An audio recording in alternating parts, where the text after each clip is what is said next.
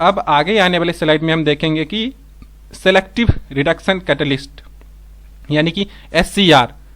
क्या होता है और इसका क्या काम है और ये क्यों यूज होता है हमारे गाड़ियों में। तो उसके लिए भी अगर आप देखेंगे तो इसका जो सेलेक्टिव कैटालिटिक रिडक्शन है इसका भी मेन काम है NOx रिडक्शन यानी कि नाइट्रोजन ऑक्साइड को जो निकल रहा है एग्जॉस्ट गैस के साथ उसको कम करना वातावरण में, ताकि वातावरण में कम प्रदूषण हो। तो ये एक पूरा सिस्टम डायग्राम देख रहे हैं आप यहाँ पे दिया हुआ है जो हमें दर्शाता है कि एक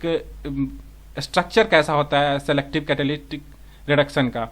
तो इसमें सबसे पहले तो इसको काम है कि ये NOx का मतलब N2 गैस में बदलाव होता है अमोनिया से रिएक्ट होने के बाद। और अमोनिया कहाँ से आता है, तो अमोनिया एक डोजिंग यूरिया द्वारा दिया गया बाई प्रोडक्ट है, तो उसके साथ रिएक्शन करके हमें N2 गैस मिलता है। और ये सिस्टम थोड़ा कॉम्प्लेक्स होता है डिजाइन में और एक्सपेंसिव भी होता है, लेकिन उसी टाइम पे ये मोर इफिशियंट भी है तुलना करें तो आप DOC से या फिर DPF से, और ये हाई पावर डेंसिटी व्हीकल में यूज किया जाता है। तो अब सिंपल भाषा में इसको समझते हैं, इसका उद्देश्य क्या है और इसको कार्य कैसे करता है तथा इसका इनपुट और आउटपुट क्या होता है। तो SCR की जहां तक बात करते हैं ना, तो SCR में हमें इसका मतलब होता है सेलेक्टिव कैटालिटिक रिडक्शन,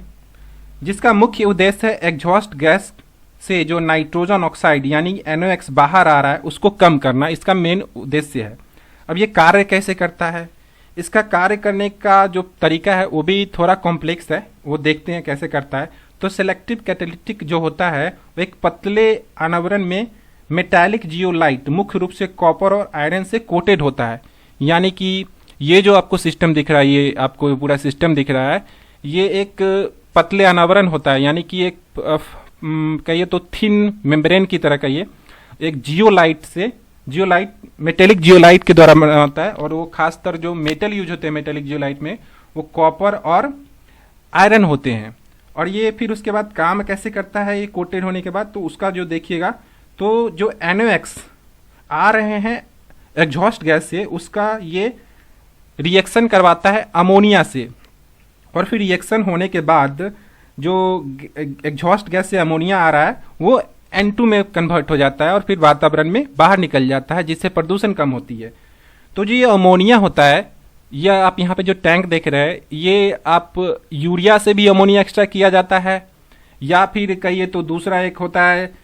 DEF करके होता है डीजल एग्जॉस्ट फ्लूइड, जो कि एक कम्बिनेशन होता है आपको 70% पानी तथा 30% लिक्विफाइड अमोनिया का। उसके थ्रू भी हम अमोनिया एक्सट्रैक्ट करके यहाँ पे NOx के साथ रिएक्शन करवाते हैं, ताकि बाहर जो निकले गैस वो एक हार्मलेस गैस के रूप में वातावरण में रिलीज हो। तो ये जो कॉम्प्लेक्स सिस्टम है उसका आप थोड़ा डायग्राम के हिसाब से देखेंगे तो ये जो सिस्टम है यानी यूरिया को जो रिसाव हो रहा है यानी छिड़काव किया जा रहा है वो एक इंजेक्टर के द्वारा कंट्रोल किया जा रहा है, और उस इंजेक्टर को एक एक्चुएटर के थ्रू ECU के थ्रू कनेक्ट किया गया है, ताकि ये यूरिया के छिड़काव उतना ही कर सके जितना हमें रिक्वायरमेंट है, किस टाइम पे कितना रिक्वायरमेंट है उसके हिसाब से एक्चुएटर से कंट्रोल होता है। और साथ में ये ECU से कनेक्टेड है, यानी कि पूरा इंजन सिस्टम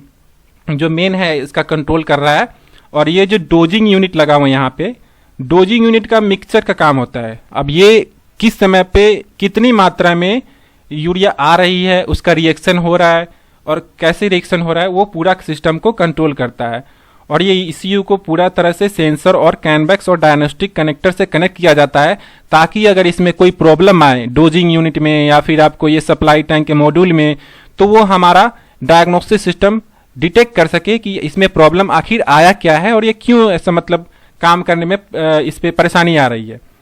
तो ये इसका सारा